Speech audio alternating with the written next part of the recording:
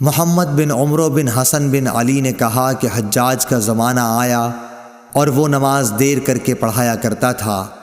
اس لیے ہم نے حضرت جابر بن عبداللہ رضی اللہ تعالی عنہ سے اس کے بارے میں پوچھا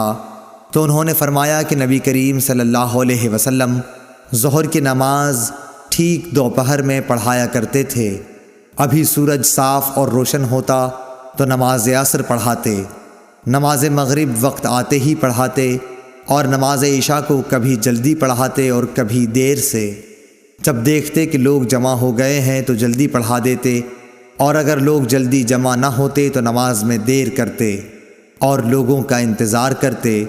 اور صبح کی نماز صحابہ رضی اللہ عنہم یا یہ کہا کہ نبی صلی اللہ علیہ وسلم اندھیرے میں پڑھتے تھے۔ صحیح بخاری حدیث نمبر 560۔